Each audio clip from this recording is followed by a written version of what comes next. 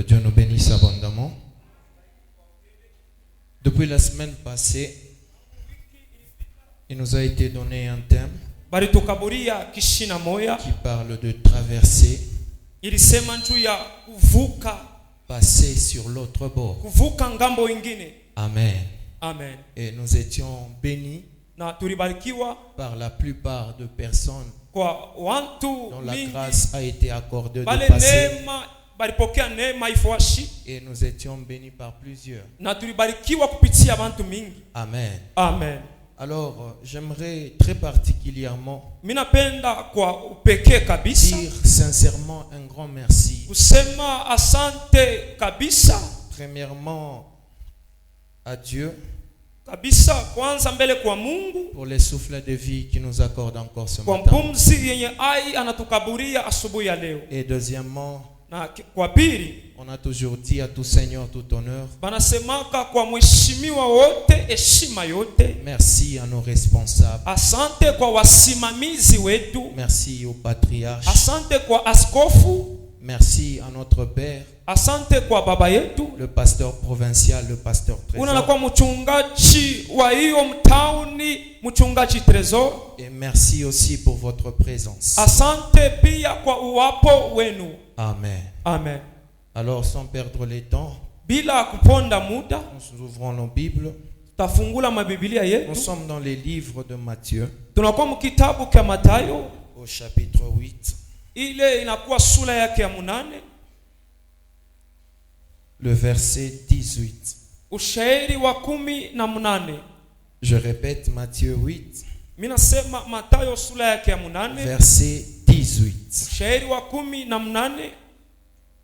Nous lisons la parole de Dieu. Jésus, voyant une grande foule autour de lui, donna l'ordre de passer sur l'autre bord. Si c'est ta Bible, tu peux souligner sur l'autre bord.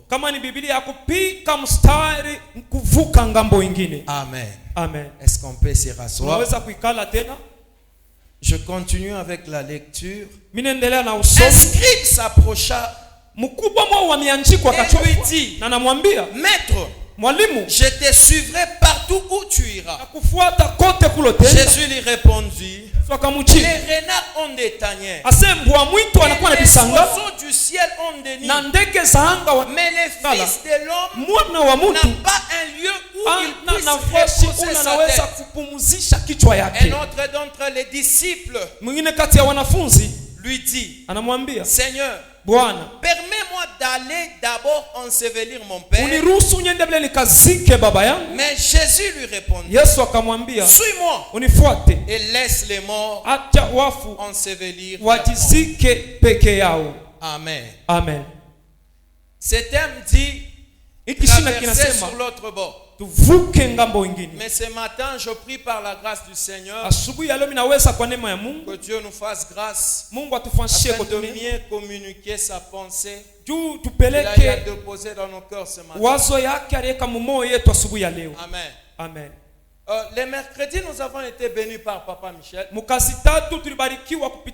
a dit nous devons nous poser des questions qui doivent nous révolutionner. Nous devons nous poser des questions qui doivent nous pousser à la révolution. Depuis que l'année a commencé, qu'est-ce que nous avons fait et nous en sommes où jusque-là? Nous devons nous poser de quelles questions? Ça, c'est le message qui nous a été donné le mercredi. Et vendredi, nous avons été aussi bénis. Alors, aujourd'hui, nous devons savoir une chose. Pour traverser de l'autre bord, la Bible est en train de dire que Jésus a vu la foule qui était autour de lui et il a donné l'ordre de passer sur l'autre bord. Écoutez, pour passer sur l'autre bord, la première des choses, il faut être conscient de la situation dans laquelle on est.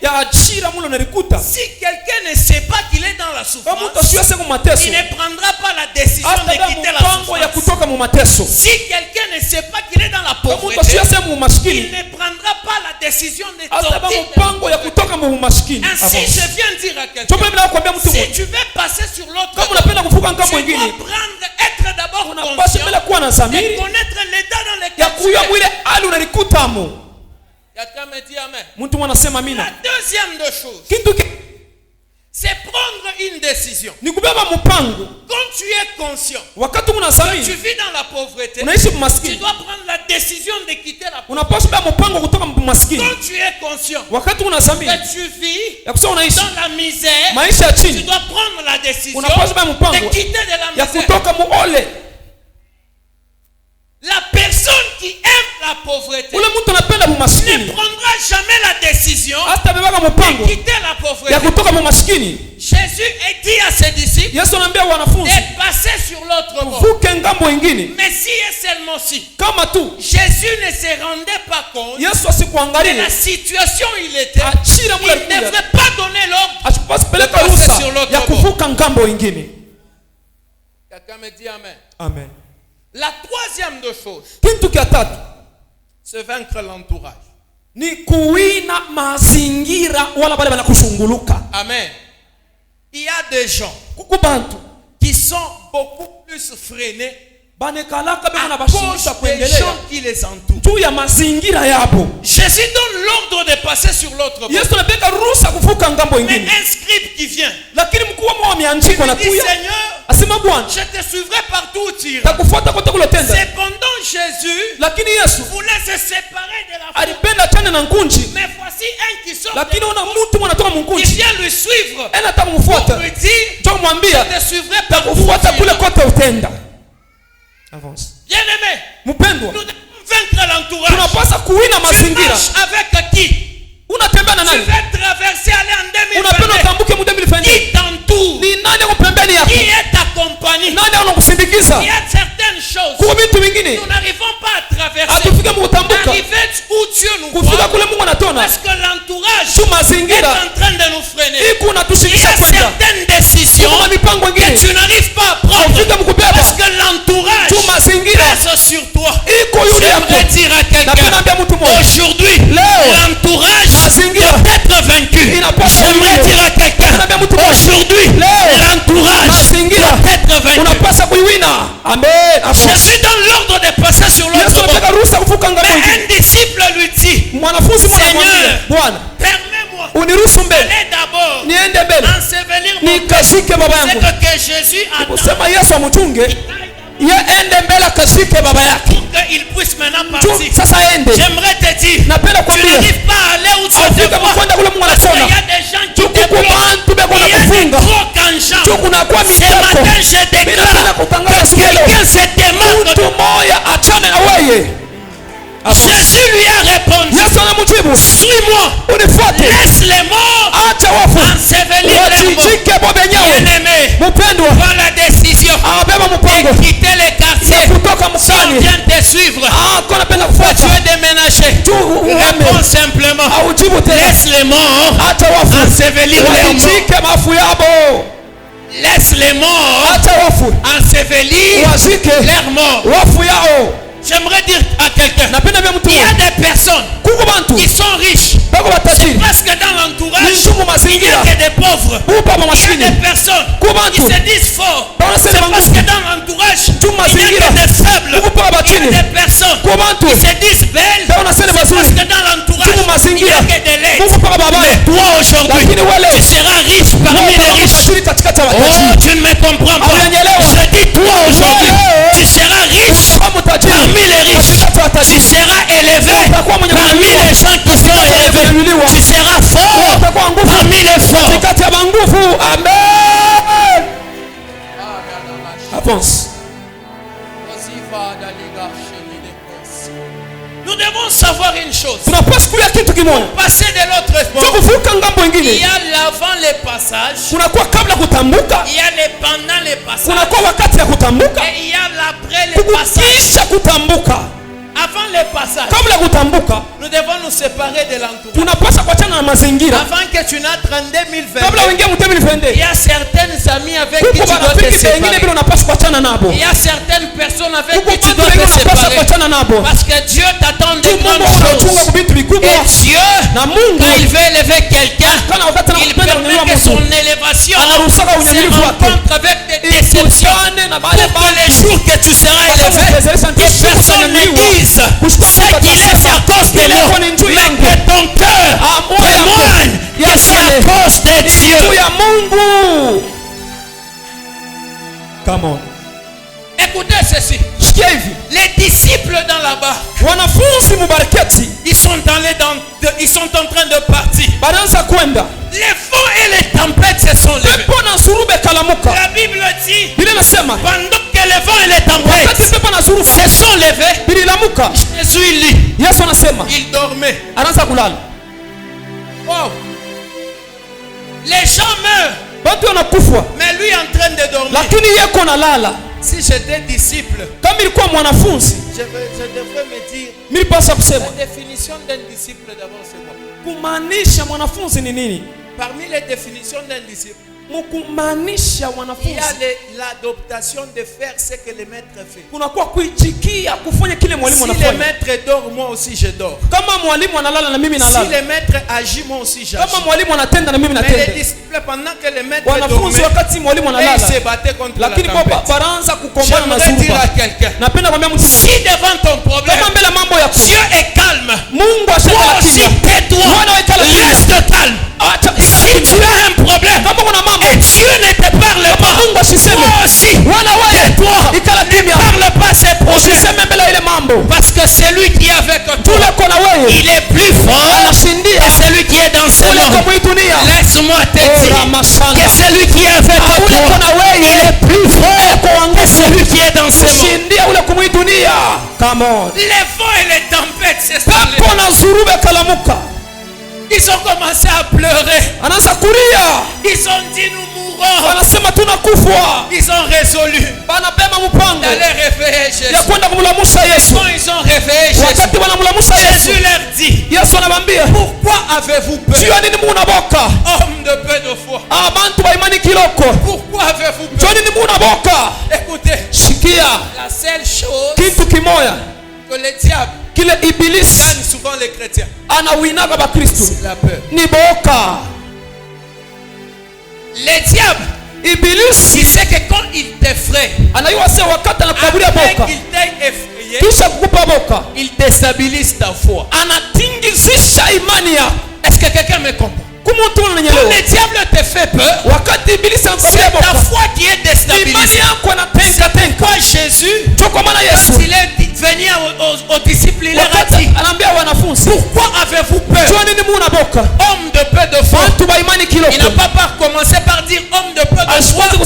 Et pourquoi avez-vous peur? Il a dit, pourquoi avez-vous peur, homme de peu de foi? J'aimerais dire à quelqu'un ce matin, la peur doit être bannie. La Bible dit, nous n'avons pas reçu un esprit de condamnation. Nous n'avons pas reçu un esprit d'esclavagisme. Nous n'avons pas reçu un esprit de peur. Mais nous avons reçu un esprit de vivacité, un esprit de force par lequel nous croyons Abba Père. Avance.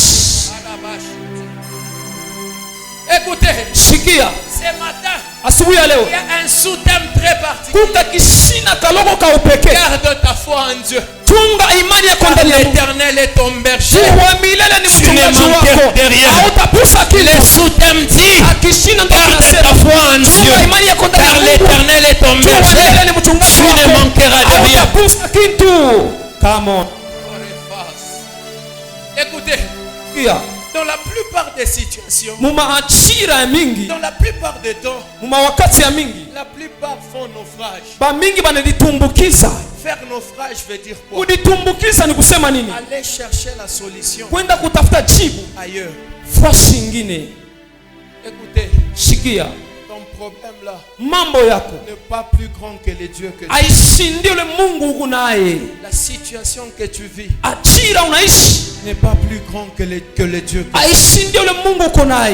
Écoutez, en réalité, La tempête ne s'est pas levée pour faire naufrage aux disciples. La tempête s'est levée pour chercher la personne qui dormait dans la barque. Quand tu rencontres des problèmes, ces problèmes ne te cherchent pas toi. Ces problèmes cherchent celui que tu as. Les problèmes, quand ils s'élèvent, ils cherchent les dieux qui est en toi. Tu vas faire les constats. La plupart des gens disent, quand j'étais impitoyable, les affaires avançaient. Mais quand j'écris au Seigneur, on ne voit pas. Laisse-moi te dire, c'est la preuve que tu as un Dieu vivant. C'est la preuve que ton Dieu, il est vivant. C'est la preuve que ton Dieu, il est vivant.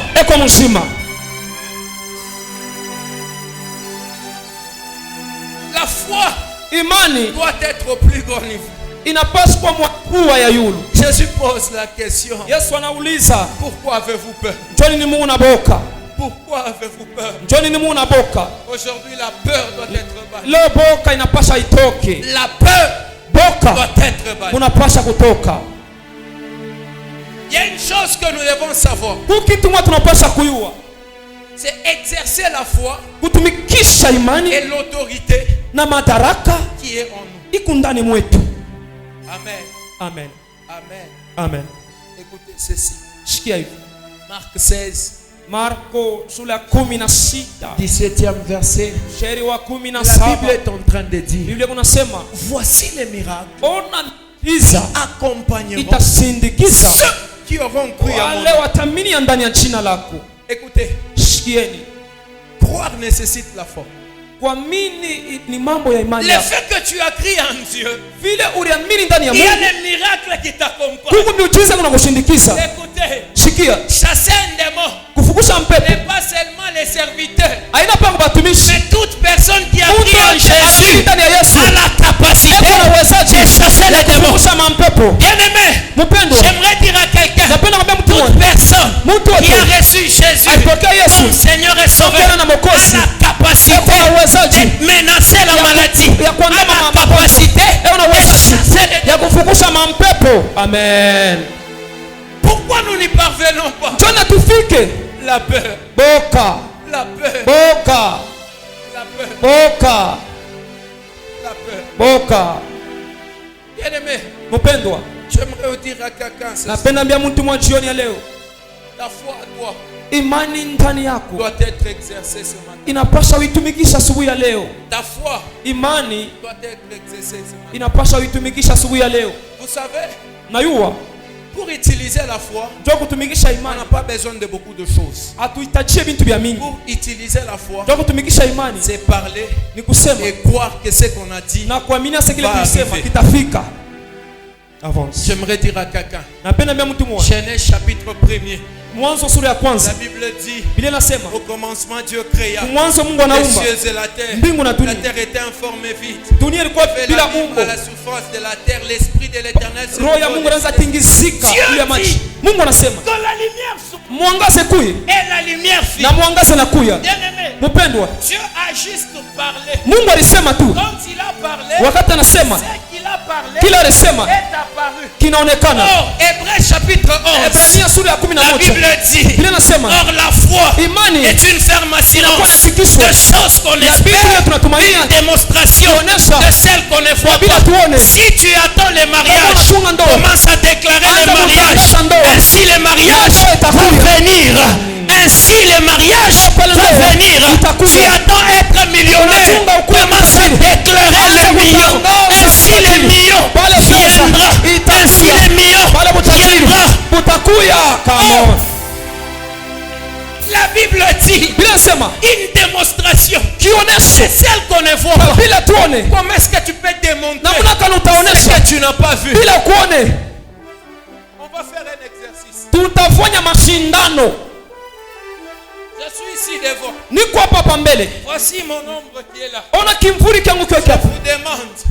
Mina miluza. Écrivez la couleur de ma veste. Rangi ya konchi yangu. À partir de mon kupita kimvuri yangu kuche. Écrivez la couleur de ma chemise. Moneshe rangi ya sumishi yangu kupita kimvuri. Ça sera impossible. Pita kwa nguvu. Njoo nini? Parce que ce que vous voyez Njoo munaona n'est pas le réel reflet. Hakina kionyesho vya kweli kile niko. Njoo kusema quand tu as la foi, la foi appelle à l'existence ce qui n'existe pas.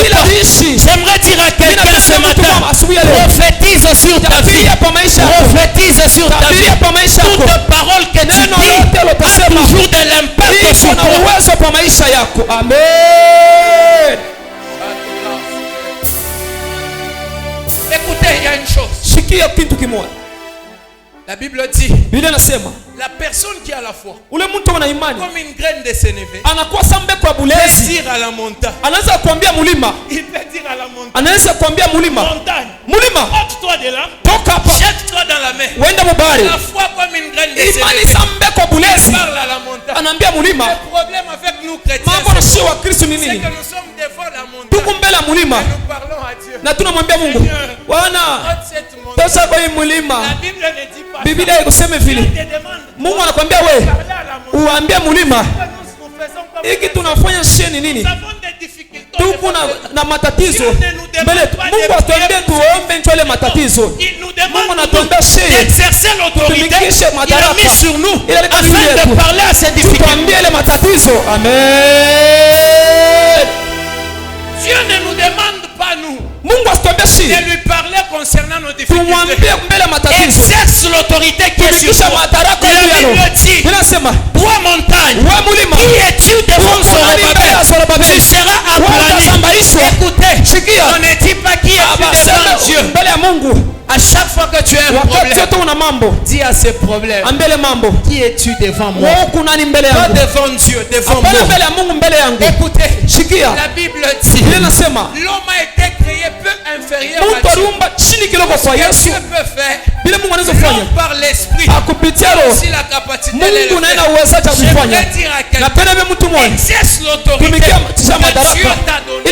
Exerce l'autorité que Dieu t'a donnée. Amen. Ce matin, nous devons parler non à Dieu pour nos problèmes, mais parler à Dieu.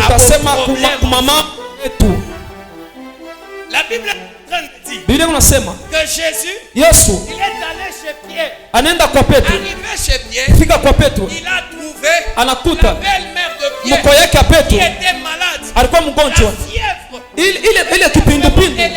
Kipindupindu kilipanda, anakemea ile kipindupindu. Yesu anakemea kipindupindu. Ni mambo kanuku nayo, ni tatizo kanuku nayo. Ni mambo kani inakushindisha bushingishi. Ni mambo kani inakushindisha kulia. Ni mambo kani inakushindisha afya njema. Asubuhi ya leo nous allons condamner ce problème. Nous allons condamner ce problème. Nous allons menacer ce problème. Comme Jésus a menacé les tempêtes, c'est de même nous aussi, nous allons menacer les.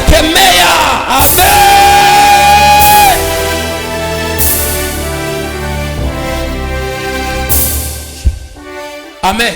Amen. Écoutez ceci.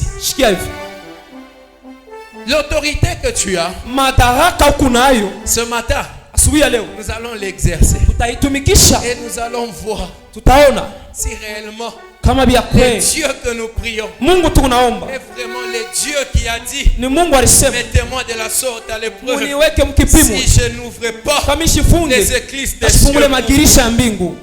Amen. Amen. Écoutez ceci.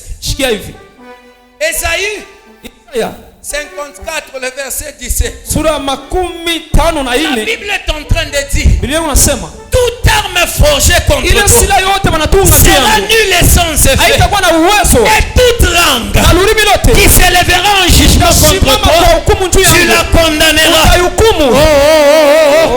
Tu la condamneras. C'est pour dire, tout problème qui s'élève devant toi, tu les condamneras. Tu les condamneras. Tu les condamneras.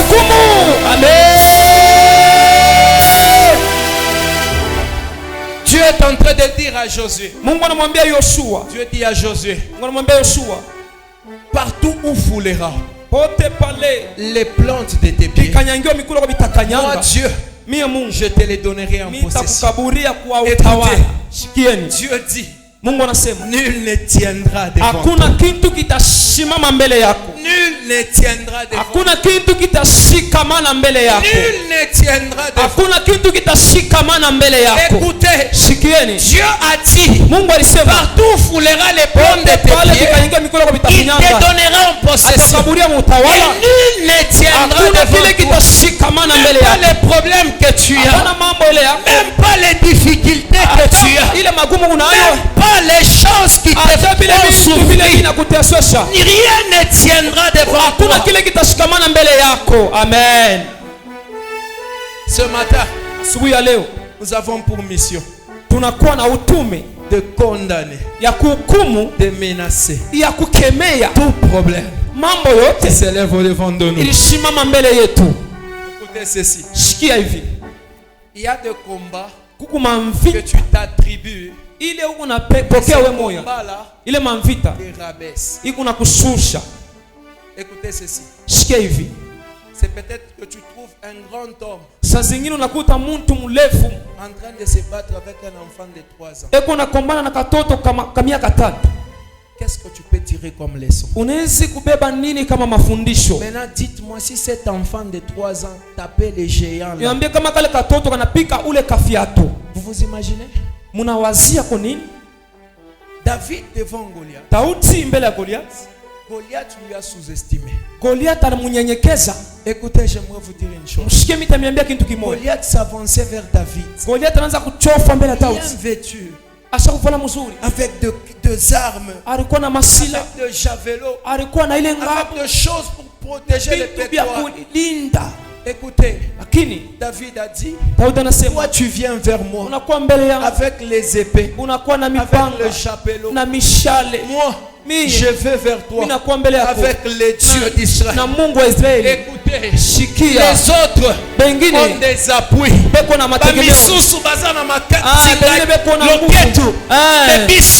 Singa loketo na biso zanzambe. Singa loketo na biso zanzambe. Notre force, ce n'est que Dieu. Notre force, ce n'est que Dieu. Si le problème que tu as, je viens vers toi avec les dieux du ciel. Je viens vers toi avec les dieux du ciel. Je viens vers toi avec les dieux du ciel.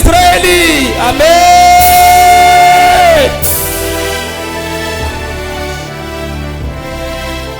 Écoutez ceci. À chaque fois, wakati yote tunahukumu lurimi lwa batu yetu, lugha inabadilika.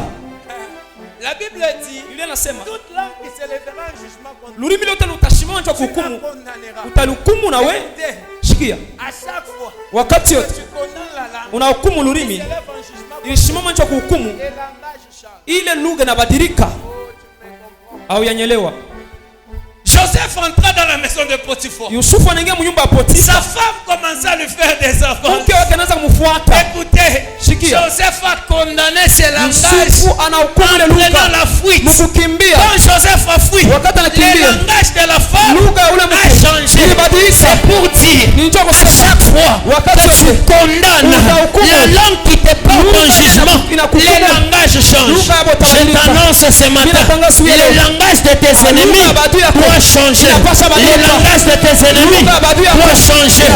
Ceux qui te veulent du mal, eux-mêmes vont commencer à proclamer du bien sur ta vie. Oh, je déclare ce matin, les gens qui te maudissaient, ce sont ces mêmes gens que Dieu va toucher. Ils vont commencer à te bénir. Amen. Écoutez, j'aimerais finir. La Bible dit, 2 femmes habitèrent une même maison. Elles enfantèrent 2 fils. L'un enfantèrent, après 3 jours une autre mise au monde. Amen.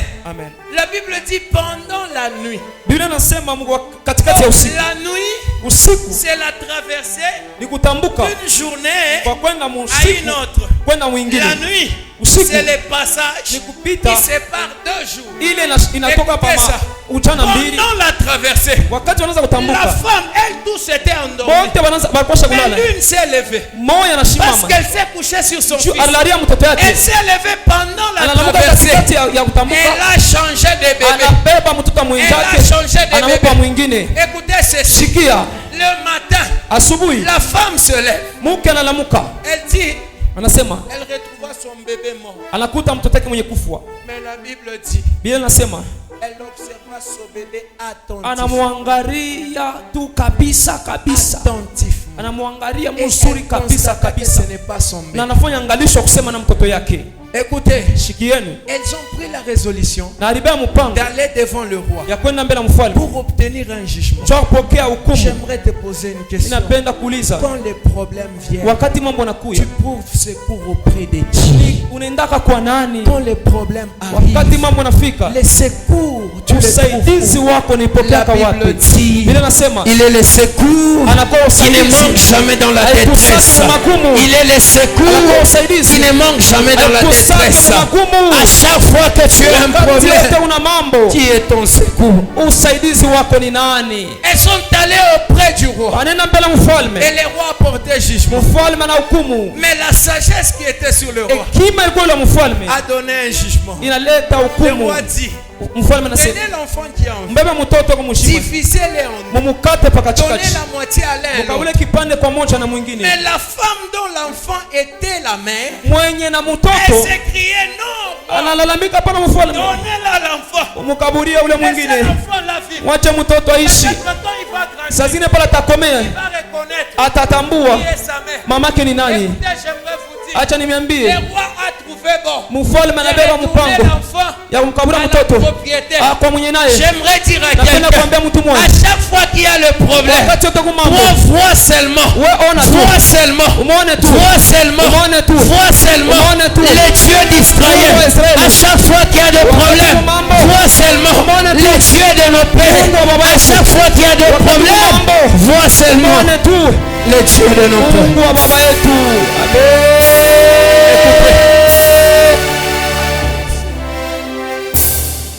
J'aimerais dire à quelqu'un pour finir. Ce matin, l'Éternel est ton berger. Tu ne manqueras de rien. Mais la seule chose que toi tu dois garder, c'est la foi. C'est la foi. Ne perds pas ta foi. Même devant le problème, ne perds pas ta foi.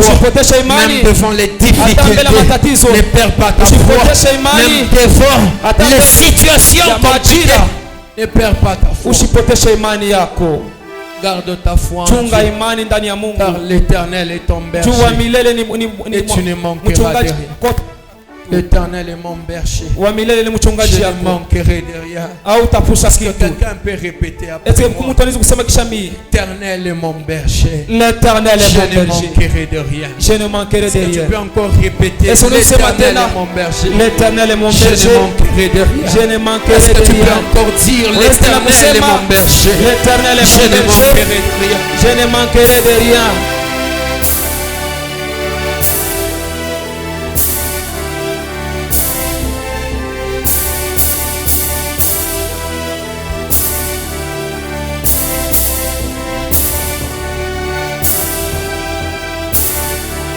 Amen, amen. Amen. Est-ce que nous pouvons acclamer pour le roi?